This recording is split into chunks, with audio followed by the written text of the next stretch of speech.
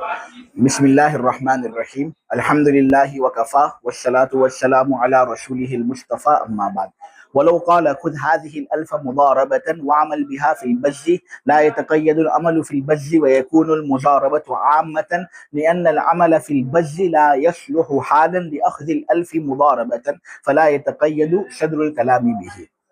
اس عبارت کے اندر صاحب اصول شاشی اللہ ان پر رحم کرے واو کے برائے مطلق جمع ہونے کے جواز اور واو کے برائے حال ہونے کے تعذر کی مثال بیان کرتے ہیں۔ یعنی اس عبارت کے اندر صاحب اصول شاشی اللہ ان پر رحم کرے ایک ایسی مثال ہمارے سامنے پیش کریں گے جس کے اندر واو ہوگا، اور یہ بات بتائی جائے گی کہ یہاں پر واو کا حال والا معنی مراد لینا مشکل ہے، بلکہ واو کا مطلق جمع والا معنی مراد لینا جائز اور درست ہے۔ لہٰذا وہاں پر واو کا مطلق جمع والا معنی مراد لیا جائے گا، حال والا معنی مراد نہیں لیا جائے گا، اور حکم کا ترتب اسی اعتبار سے ہوگا۔ تو اس عبارت میں واو کے برائے مطلق جمع ہونے کے جواز اور واو کے برائے حال ہونے کے تعذر کی مثال بیان ہوگی۔ اب میں مسئلہ آپ کے سامنے بیان کروں اس سے پہلے ضروری ہے کہ ہم جانیں کہ مضاربت کسے کہتے ہیں۔ آپ لوگوں نے قدوری کے اندر پڑھ ہی لیا ہوگا کہ مضاربت کون سے معاملے کا نام ہے۔ لہذا مضاربت وہ معاملہ ہے جس میں ایک شخص کا مال ہو اور دوسرے کا کام۔ مضاربت وہ معاملہ ہے جس میں ایک شخص کا مال ہو اور دوسرے آدمی کا کام ہو، نفع میں دونوں کی شرکت ہو۔ مال والے کو رب المال کہتے ہیں اور کام دھام کرنے والے کو مضارب کہتے ہیں۔ رب المال نے مضارب کو کہا کہ یہ 1000 روپے میری طرف سے لے، یہ مضاربت کے طور پر میں 1000 روپے تجھے دے رہا ہوں، اور کپڑے میں ان 1000 روپیوں کے ذریعے سے تو تجارت کر۔ یہ بات عربی کے اندر اس نے کہی، خذ هذه الالف مضاربۃ وعمل بها فی البز، یعنی دو جملے کہے۔ پہلا جملہ کہا خذ هذه الالف مضاربۃ، جس میں یہ بات بتائی گئی ہے کہ وہ عقد مضاربت کرنا چاہتا ہے، 1000 روپے دے رہا ہے مضاربت کے طریقے پر، اور پھر اس کے بعد وہ جملہ لاتا ہے واو کے ذریعے سے وعمل بها فی البز، کہ اب تو ان 1000 روپیوں کے ذریعے سے کپڑے میں تجارت کر۔ تو اب جب رب المال مضارب سے یہ کہے تو مضارب کے لیے عمل مضاربت کیا کپڑے کی تجارت تک محدود رہے گا، یا یہ کہ وہ کپڑے کی تجارت کے علاوہ اور کوئی نفع والا کام کر سکتا ہے، اس کو اس بات کا اختیار ہے؟ تو صاحب اصول شاشی نے مسئلہ یہ بیان کیا کہ عمل مضاربت کپڑے میں مقید نہیں ہوگا، مضاربت عام ہوگی۔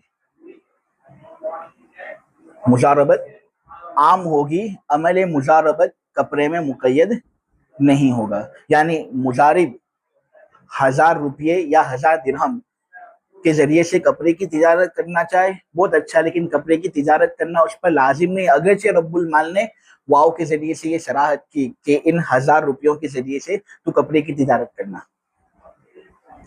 اگرچہ رب المال نے یہ بات کہی، لیکن مضارب پر لازم نہیں کہ وہ ان 1000 روپیوں کا وہ استعمال کپڑے کی تجارت ہی میں کرے، بلکہ اگر وہ ان 1000 روپیوں کا استعمال کوئی اور نفع والے کام کے اندر کرنا چاہتا ہے کپڑے کی تجارت کے علاوہ، تو اسے اس بات کا اختیار ہوگا۔ عمل مضاربت کپڑے کی تجارت میں مقید نہیں ہوگا، بلکہ عمل مضاربت عام ہوگا، مضارب جو چاہے کام کر سکتا ہے۔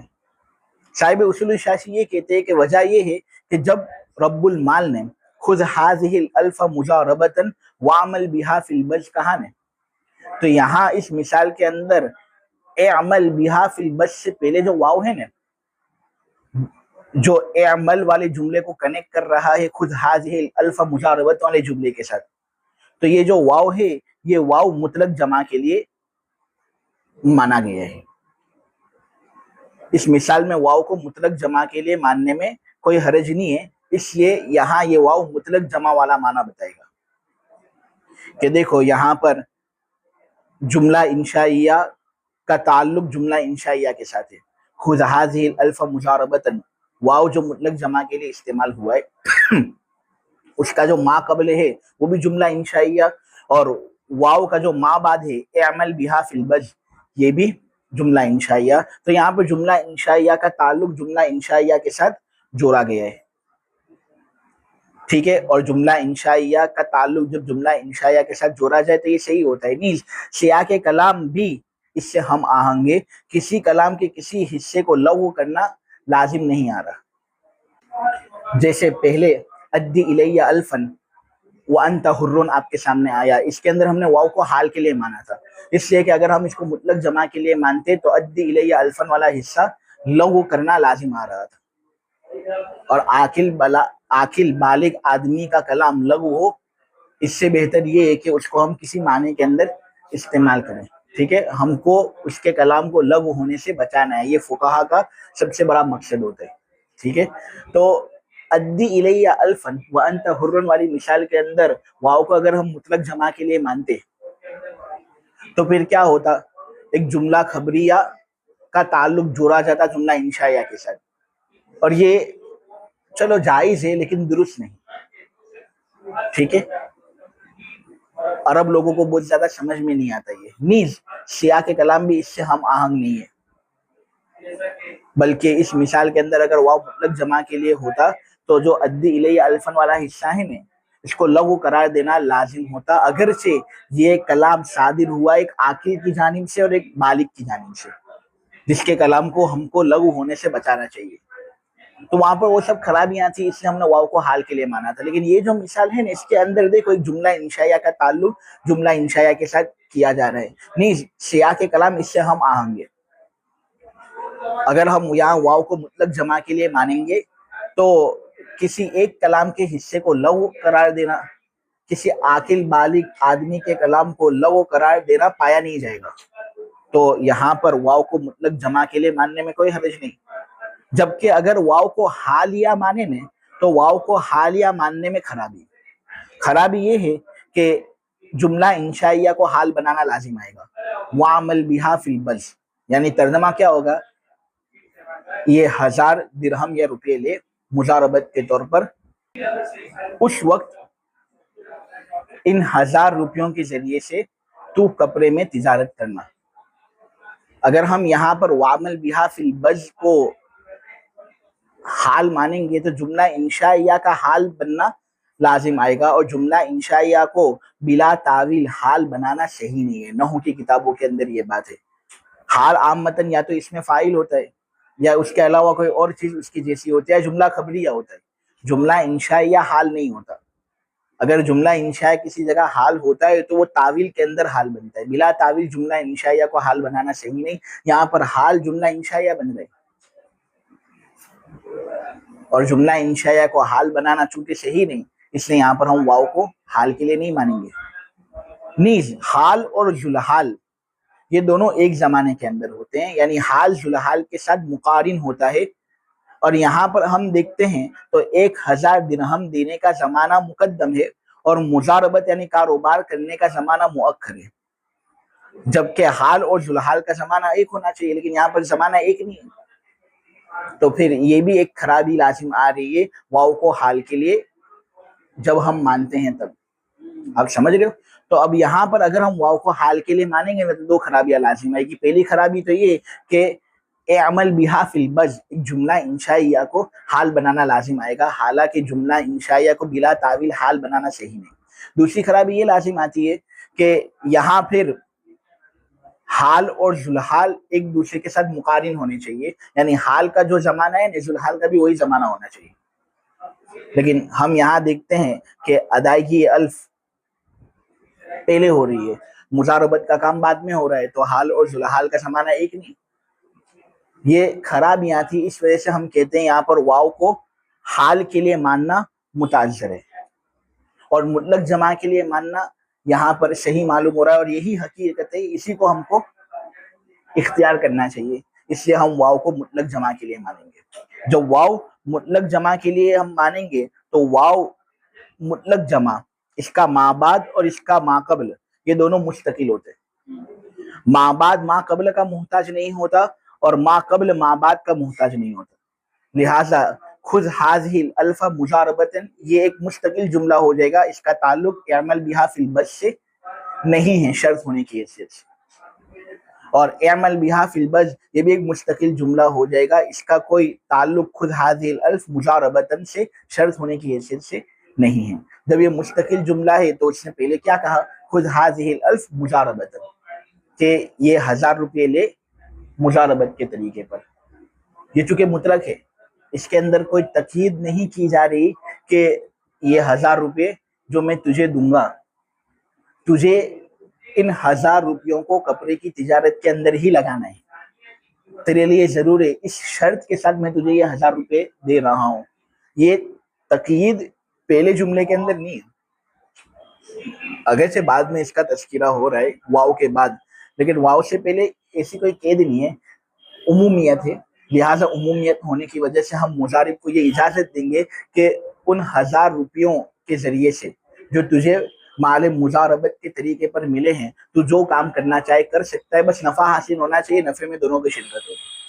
پھر آگے ہم کہیں گے اعمل بہا فی البذ، تو ہم کہیں گے اس کا کوئی تعلق خود هذه الالف مجاربتاً سے شرط ہونے کی حیثیت سے نہیں ہے، بلکہ یہ ایک فقط مشورہ ہوگا کہ اچھا رہے گا یہ کہ تو اس رقم کو کپڑے کی تجارت میں لگا، میرا مشورہ یہ ہے، ورنہ تجھے اختیار ہے، تو جو چاہے کر سکتا ہے۔ اسی لیے مسئلہ یہ متعین ہوگا کہ مضارب رب المال کا اس طرح کا جملہ کہنے کے بعد من چاہے کام کر سکتا ہے، ان 1000 روپیوں کو جہاں چاہے وہاں لگا سکتا ہے، کپڑے میں تجارت کرنا اس کے لیے ضروری نہیں۔ نیز خذ هذه الالف مجاربتاً، اس سے عقد مجاربت کا ثبوت مل رہا ہے، اور عقد مجاربت کی غرض حصول نفع ہے، اور نفع تو کپڑے کی تجارت کے ساتھ خاص نہیں، اس کے ساتھ مقید نہیں، اس کے علاوہ دیگر تجارتیں بھی وہ کرے گا تب بھی نفع ملے گا، تو جب نفع مل ہی رہا ہے تو پھر کوئی حرج نہیں، وہ جو کام کرنا چاہے کر سکتا ہے۔ یہاں پر ہم واو کو حال کے لیے نہیں مانیں گے۔ اگر واو کو یہاں پر حال کے لیے مانا جائے گا تو پھر کیا مطلب نکلے گا؟ مطلب یہ نکلے گا کہ جب رب المال مضارب سے یہ کہہ دے کہ یہ 1000 روپیہ لے، بطور مضاربت میں تجھے یہ دے رہا ہوں، لیکن اس شرط کے ساتھ دے رہا ہوں کہ تو کپڑے میں تجارت کرے گا، تیرے لیے کپڑے میں تجارت کرنا ضروری، اس کے علاوہ کوئی اور تجارت کرے گا تو میں تیرے ساتھ عقد مضاربت کرنا نہیں چاہتا۔ اگر واو کو ہم حال والے معنی کے اندر لیں گے تو پھر اس صورت میں مضارب کا کپڑے کے اندر تجارت کرنا ضروری ہوگا، لیکن ہم کہتے ہیں کہ یہاں پر واو کو حال کے معنی کے اندر لینا متعذر ہے، حقیقت کو بلا عذر چھوڑنا بھی پایا جا رہا ہے، اس لیے ہم واو کو حال کے لیے نہیں مانیں گے، اور کپڑے میں تجارت کرنے کو عقد مجاربت کی صحت کے لیے شرط نہیں مانیں گے۔ کپڑے میں تجارت کرنا چاہے تو بہت اچھا، نہ کرنا چاہے کوئی اور تجارت کرنا چاہے تب بھی عقد مجاربت صحیح ہوگا، کیونکہ یہاں واو مطلق جمع کے لیے۔ کوئی شاید اعتراض کر سکتا ہے کہ یہ جو مثال آپ کے سامنے ابھی ابھی بیان ہوئی، خذ هذه الالف مضاربتاً وعمل بها فی البذ، اس کے اندر واو کو مطلق جمع کے لیے مانا گیا، اور یہ بات بتائی گئی کہ واو کو حال کے معنی کے اندر لینا دشوار اور متعذر ہے، حالانکہ اس سے پہلے ادی الیہ الفا وانت حر والی مثال آئی تھی، اس کے اندر ہم نے واو کو حال کے لیے مانا تھا۔ کیا مانا تھا؟ واو کو حال کے لیے مانا تھا۔ اب وہاں پر بھی اگر ہم دیکھیں تو جو حال ہے انت حر، اس کا زمانہ مؤخر ہے، اور ادی الیہ الفا جو ذوالحال ہے اس کا زمانہ مقدم ہے۔ تم کہتے ہو حال اور ذوالحال دونوں کے مابین مقارنت ہونی چاہیے، حال اور ذوالحال دونوں کے مابین مقارنت ہونی چاہیے، حال اور ذوالحال کا زمانہ ایک ہونا چاہیے، لیکن ادی الیہ الفا وانت حر کے اندر ادائیگی الف پہلے ہوگی، آزادی بعد میں ہوگی، تو حال اور ذوالحال کا جو زمانہ یہاں پر ہے وہ ایک نہیں ہے، تو تم وہاں پر حال کو مقدرہ مانتے ہو نا، کہ یہاں پر مراد حال مقدرہ ہے، اور یہاں پر واو کو حال والا معنی دیتے ہو، اس کو صحیح قرار دیتے ہو حال کو مقدرہ ماننے کی وجہ سے، تو یہاں پر بھی تم یہ کہہ دو خذ هذه الالف مجاربتاً وعمل بها فی البذ کے اندر واو جو ہے وہ حال کے معنی میں ہے، رہا یہ کہ زمانہ آگے پیچھے ہو رہا ہے، حالانکہ حال اور ذوالحال میں زمانہ آگے پیچھے نہیں ہونا چاہیے، تو یہاں پر بھی حال مقدرہ مان لو، تب تو واو کو حال کے لیے ماننا صحیح ہونا چاہیے۔ تو جواب دینے سے پہلے میں آپ لوگوں کے سامنے پہلے یہ وضاحت کر دوں کہ حال مقدرہ کس کو کہتے ہیں۔ حال مقدرہ وہ ہے کہ فعل کے صدور اور وقوع کا زمانہ اور حال کا زمانہ ایک نہ ہو. حال مقدرہ یہ ہے کہ فعل کے صدور اور وقوع کا زمانہ اور حال کا زمانہ ایک نہ ہو، یعنی ذوالحال کا زمانہ اور حال کا زمانہ ایک نہ ہو، بلکہ تقدیر کے لکھے ہوئے پر ذوالحال کو مقید کیا گیا ہو. تقدیر کے لکھے ہوئے پر ذوالحال کو مقید کیا گیا ہو. جیسے قرآن میں ہے فَادْخُلُوهَا خالدین، کہ تم سب جنت میں داخل ہو جاؤ، حالت یہ ہوگی کہ تم اس میں ہمیشہ ہمیشہ رہو گے. اب دیکھو یہاں پر خالدین حال ہے اور ذوالحال داخل ہونے والے لوگ ہیں. اب یہاں وقت دخول خلود ہوگا، یعنی وہ جیسے داخل ہوں گے تو داخل ہونے کے وقت کیا ہمیشہ ہمیشہ رہنے والے وہ ہوں گے؟ داخل ہونے کے بعد ہمیشہ ہمیشہ رہنے والے وہ ہوں گے نا. داخلے کے وقت وہ ہمیشہ ہمیشہ رہنے والے نہیں ہوں گے، یعنی وقت دخول پر خلود کی صفت متصف نہیں ہوگی، خلود کی صفت بعد میں متصف ہوگی. تو اس کو کہتے ہیں حال مقدرہ، کہ تم ابھی جنت میں داخل ہو جاؤ، پھر ہوگا یہ کہ تقدیر میں یہ بات لکھی جائے گی کہ تم ہمیشہ ہمیشہ داخل ہونے کے بعد جنت میں رہو گے. تو یہاں پر ادی الیہ الفن وانت حرن کے اندر انت حرن کو حال مقدرہ مانے گیا، یعنی تو مجھے 1000 درہم دے دے. ادائیگی کے وقت تو آزاد نہیں ہوگا، لیکن ادائیگی کے بعد انشاءاللہ تقدیر میں یہ بات لکھ دی جائے گی کہ تو آزاد ہے، تو پھر آزادی بعد میں متحقق ہوئی. تو یہاں پر جس طرح حال مقدرہ مانا گیا، اسی طرح یہاں اس جملے کے اندر خود هذه الالف مجاربتاً وعمل بها فی البش کے اندر وعمل بها فی البش کو حال مقدرہ کیوں مانا نہیں جاتا، اور یہ بات کیوں نہیں کہی جاتی کہ یہ 1000 روپے لے مجاربت کے طریقے پر، جب تو لے لینا ہے تو اس کے بعد انشاءاللہ یہ بات ہوگی کہ تیری حالت ایسی ہو جائے گی کہ تو کپڑے میں تجارت کرے گا، اس کے ذریعے سے تجھ پر لازم ہے کہ تو کپڑے میں ان روپیوں کے ذریعے سے تجارت کر. یہاں پر بھی حال مقدرہ مان لو. تو ہم جواب یہ دیں گے کہ واو کو حال ماننا مجبوری کا درجہ ہے.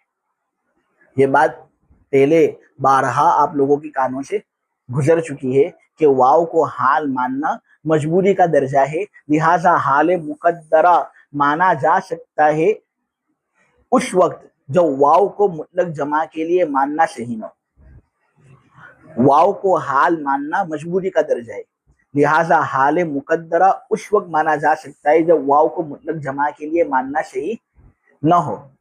اور جب واو کو مطلق جمع کے لیے ماننا صحیح ہو تو مطلق جمع والا معنی جو حقیقی معنی ہے اسی کو ہم مراد لیں گے، وہی مقدم ہوگا، کیونکہ وہی اصل اور حقیقت ہے. حال کو مقدرہ ماننے کی کوئی ضرورت ہی نہیں ہوگی. تو یہاں پر ہم دیکھتے ہیں خذ هذه الالف مجاربۃ وعمل بها فی البذ، اس کے اندر واو مطلق جمع کے لیے مراد ہو سکتا ہے. جب ہو سکتا ہے تو پھر حال کی طرف ہم رجوع کیوں کریں کہ پھر ضرورت کے درجے میں حال مقدرہ ہم کو ماننا پڑے؟ ارے اس کی ضرورت نہیں ہم کو، ہم حقیقی معنی ہی پر عمل کریں گے. جبکہ ادی الیہ الفا وانت حرن کے اندر وہاں واو کو مطلق جمع کے لیے ماننا صحیح نہیں تھا، کیونکہ پھر عاقل بالغ آدمی کے کلام کو لغو قرار دینا لازم آ رہا تھا، وہاں پر صحیح نہیں تھا. اس سے ہم مجبور ہو گئے تھے حال والا معنی اختیار کرنے پر، اس سے وہاں مجبوری کے درجے میں حال مقدرہ کو ہم نے مانا. یہاں پر کوئی ضرورت نہیں، اس لیے ہم یہاں پر واو کو مطلق جمع ہی کے معنی کے اندر لیں گے. جو واو مطلق جمع کے معنی میں یہاں پر ہے اور یہ حال بننے کی صلاحیت نہیں رکھتا، تو پھر خذ هذه الالف مجاربتاً الگ ہو گیا، وعمل بها فی البذ الگ ہو گیا. خذ هذه الالف مجاربتاً سے عقد مجاربت کا تحقق ہو گیا. اب مشارب کو اختیار ہے، جو چاہے کر سکتا ہے ان 1000 درہم کے ساتھ، جو نفع ہوگا اس میں دونوں کی شرکت ہوگی. انہیں پھر مشورے کے طور پر بس آدمی کہہ رہا ہے کہ کپڑے میں تو تجارت کر تو بہتر ہے، لیکن یہ لازم نہیں ہوگا، یعنی عقد مجاربت کی صحت اس پر موقوف نہیں ہوگی. عقد مجاربت کی صحت کپڑے کی تجارت کے ساتھ مقید نہیں ہوگی کہ یہ کرو گے تبھی عقد مجاربت صحیح. نہیں، جو کام کرو عقد مجاربت صحیح، ہاں لیکن بہتر یہ کہ کپڑے کی تجارت کرو، کیونکہ اسی بات کا مشورہ رب المال نے دیا ہے. اس کا مال ہے تو آدمی ذرا اس کا لحاظ بھی رکھے. اور اگر رب المال مضارب سے کہتا ہے کہ یہ 1000 روپے لے مجاربت کے طریقے پر اور ان 1000 روپیوں کے ذریعے سے کپڑے میں تو تجارت کر، عمل مجاربت کپڑے کی تجارت میں مقید نہیں ہوگا، عمل مضاربت کی صحت عام ہوگی، مضارب جو کام کرنا چاہے کر سکتا ہے، اس لیے کہ کپڑے کا کام مضاربت کے طریقے پر 1000 روپیہ لینے کے لیے حال بننے کی صلاحیت نہیں رکھتا. یعنی یہاں پر وعمل بہا فی البذ کو حال ماننا یہ صحیح نہیں ہے. کیوں صحیح نہیں ہے وہ میں تفصیل بتا چکا کہ جملہ انشائیہ کا حال بننا لازم آ رہا ہے، حالانکہ بلا تعویل جملہ انشائیہ حال بن نہیں سکتا. اور نمبر 2 کہ پھر حال اور ذوالحال کا زمانہ ایک نہیں رہے گا، بلکہ ایک ذوالحال جو ہے وہ مقدم ہو جائے گا اور جو حال ہے وہ مؤخر ہو جائے گا. تو کپڑے کا کام یہ حال بننے کی صلاحیت نہیں رکھتا بطور مضاربت 1000 وصول کرنے کے لیے. چنانچہ شروع کلام کپڑے کے کام کے ساتھ مقید نہیں ہوگا. خلاف بین ابی حنیفہ و صاحبیہ، وعلی ھذا قال ابو حنیفہ رحمہ اللہ تعالی اذا قالت لزوجها طلقنی ولک الف فطلقها لا يجب له علیہا شیء لأن قولها ولك ألف لا يفيد حال وجوب الألف عليها، وقولها طلقني مفيد بنفسه فلا يترك العمل به بدون الدليل، بخلاف قوله احمل هذا المتاع ولك درهم لأن دلالة الإجارة يمنع العمل بحقيقة اللفظ.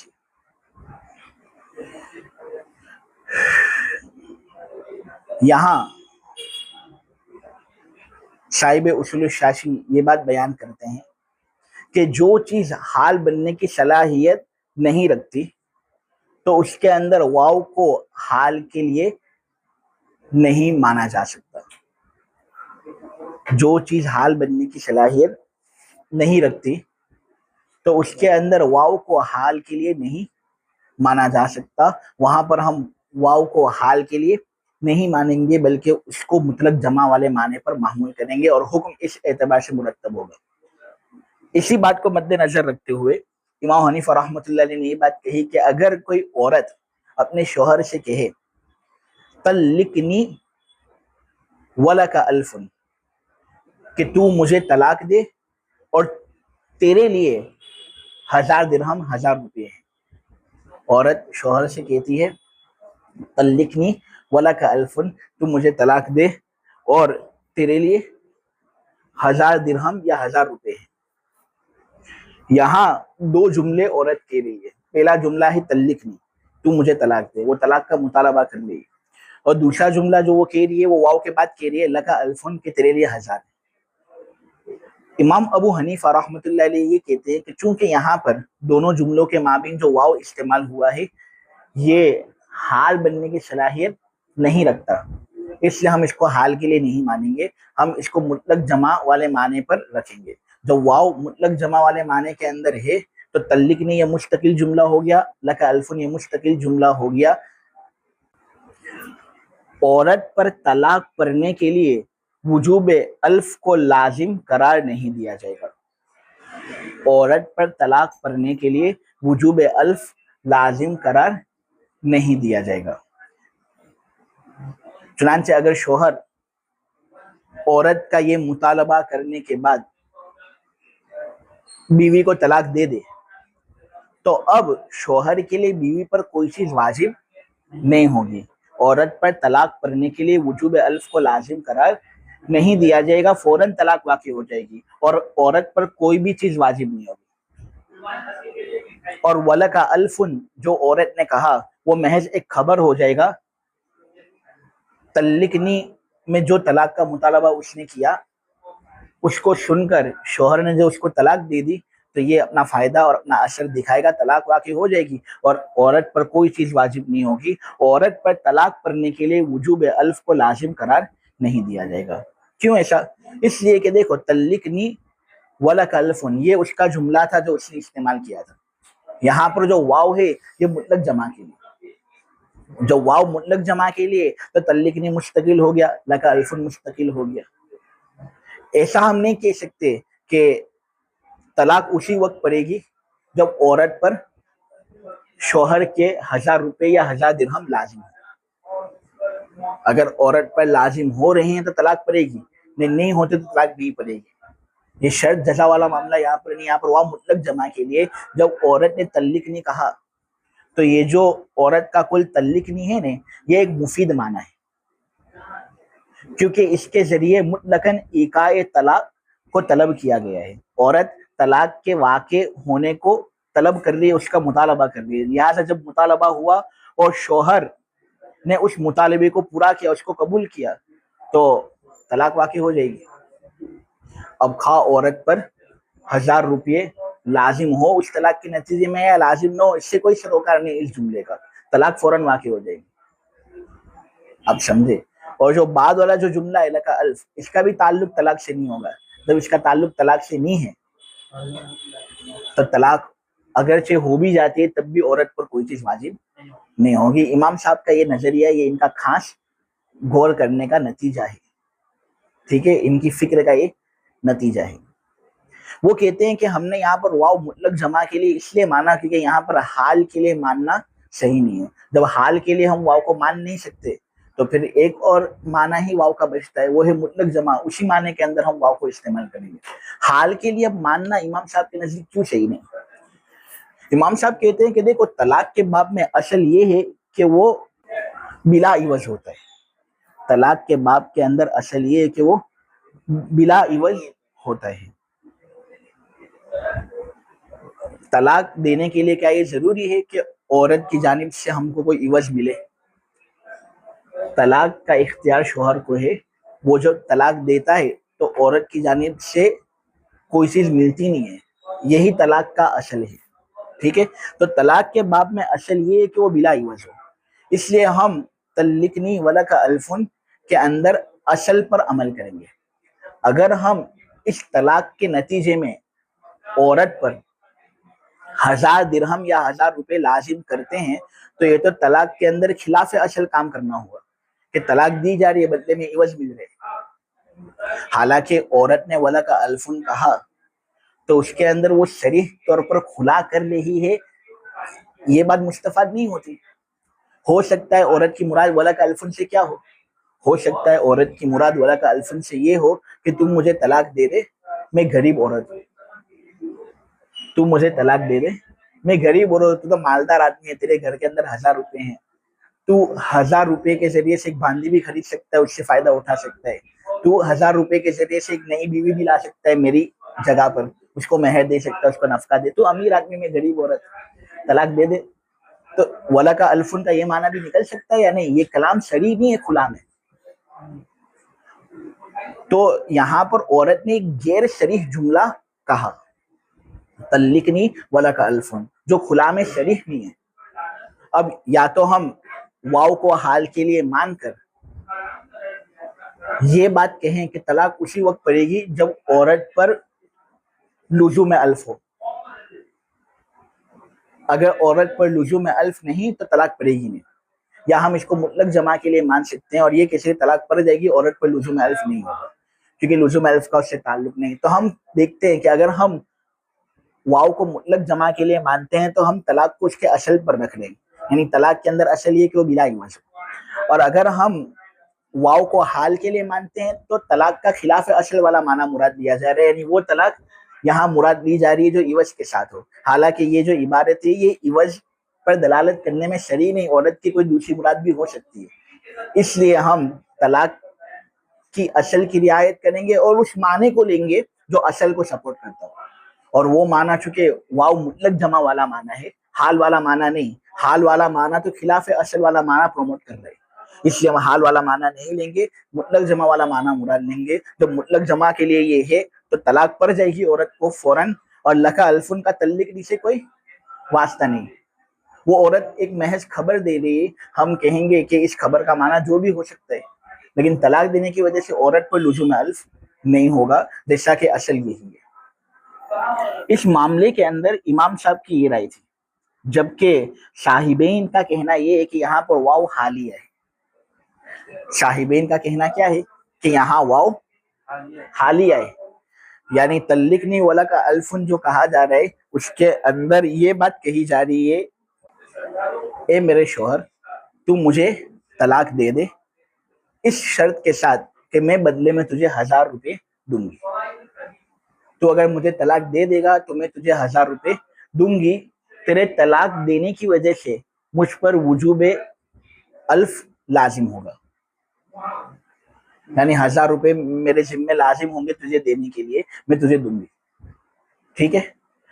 اگر ہم واو کو حال کے لیے مانیں گے تو یہ معنی نکلے گا. صاحبین کہتے ہیں یہاں پر واو کو حال کے لیے ہی ہم مانیں گے، یعنی عورت کیا کہہ رہی ہے، اے میرے شوہر تو مجھے طلاق دے، اس وقت تیرے لیے مجھ پر 1000 روپے لازم ہوں گے، میں تجھے 1000 روپے دوں گی. اب جب واو حال کے لیے ہوتا ہے تو وہ شرط کے معنی کو متضمن ہوتا ہے. نہیں گویا عورت کہہ رہی ہے کہ اگر تو نے مجھے طلاق دے دی نا تو پھر میں تجھے 1000 روپے دوں گی، میں نے یہ اپنے اوپر لازم کیا ہے. صاحبین کہتے ہیں یہاں واو حال کے معنی میں ہے. ٹھیک ہے. وہ کہتے ہیں کہ یہاں پر واو مطلق جمع والے معنی کے اندر مستعمل نہیں، کیونکہ اگر ہم یہاں پر واو کو مطلق جمع والے معنی کے اندر لیں گے نا تو کیا لازم آ رہے، ایک جملہ خبریہ کا تعلق جملہ انشائیہ کے ساتھ لازم آ رہے. تلقنی جملہ انشائیہ ہے، اللہ کا الف جملہ خبریہ ہے، جملہ خبریہ کا تعلق جملہ انشائیہ کے ساتھ لازم آ رہا ہے. بعض نحوی اگرچہ کہتے ہیں یہ صحیح ہے، شاید امام حنیفہ نے اس کو صحیح قرار دیا اور اسی لیے انہوں نے واو کو مطلق جمع کے لیے مانا ہو، لیکن اکثر نحویین کہتے ہیں یہ صحیح نہیں، درست نہیں ہے. تو یہاں واو کو مطلق جمع کے لیے نہیں مانیں گے. ایک وجہ اس کی یہ ہے. دوسری وجہ یہ کہ یہاں جو سیاق کلام ہے نا وہ یہی تقاضا کر رہا ہے کہ واو حال کے معنی میں ہو، مطلق جمع والے معنی میں نہ ہو. کیونکہ دیکھو اگر کسی کے سامنے یہ جملہ آئے تو وہ یہی سمجھے گا کہ یہاں پر کھلا کا معنی لیا جا رہا ہے، عورت کھلا کرنا چاہتی ہے. عرف کے اندر مشہور ہے یہ، تو ہم کھلا والا معنی ہی لیں گے جیسا کہ سیاق کلام اس بات کا تقاضا کرتا ہے. جب حقیقی معنی پر عمل متاثر ہوا صاحبین کے نزدیک، ان کے جو خاص نظریہ اس کو مد نظر رکھتے ہوئے، تو پھر واو کا مجازی معنی مراد لیا جائے گا اور وہ اس کا حال کے لیے ہونا ہے. جو واو حال کے لیے ہے تو پھر اس صورت میں عورت پر وجوب الف ہوگا تبھی طلاق واقع ہوگی. اگر عورت پر وجوب الف نہیں تو طلاق واقع نہیں ہوگی. صاحبین کا یہ نظریہ. طلاق پڑ گئی تو پھر اب عورت کے لیے یہ بات ضروری اور لازم ہے کہ وہ 1000 روپے دے. یہ صاحبین کا نظریہ تھا. امام حنیفہ رحمۃ اللہ علیہ کا نظریہ اس سے الگ ہے. وہ حال کے لیے نہیں مانتے. وہ کہتے ہیں حال کے لیے مانیں گے تو طلاق کا جو اصل معنی ہے نا اس کو چھوڑ کر خلاف اصل والا معنی لیا جائے گا، کیونکہ طلاق کے اندر اصل یہ ہے کہ وہ بلا عوض. اگر ہم حال کے لیے مانیں گے تو طلاق عوض والی ہو جائے گی. حالانکہ یہ جو کلام اس نے کیا یہ صریح نہیں ہے اپنے مدلول میں کہ وہ عوض دینا چاہتی ہے، کھلا کرنا چاہتی ہے. یہ غیر شرعی ہے کہ ولک الفن سے کوئی دوسرا معنی بھی آدمی مراد لے سکتے ہیں. ٹھیک ہے. تو ہم اصل جو طلاق میں ہے یعنی یہ کہ وہ بلا عوض ہو اس کو مراد لیں گے، اور وہ اس وقت مراد لیا جائے گا جب واو مطلق جمع کے لیے ہو. تو ہم واو کو مطلق جمع کے لیے مانیں گے اور طلاق فوراً واقع ہو جائے گی، عورت پر کوئی چیز واجب نہیں ہوگی. امام ابو حنیفہ یہ کہتے ہیں کہ احمل حاض المتاع ولک درہم، یہ ایک آدمی کا قول ہے جو وہ اس آدمی سے کہتا ہے جو مزدوری کر رہا ہو. ہم نے جو ابھی تلقنی ولک الفن والا مسئلہ پڑھا نہیں یہ الگ مسئلہ تھا. احمل حاض المتاع ولک درہم یہ جو مسئلہ ہے نا یہ الگ مسئلہ ہے.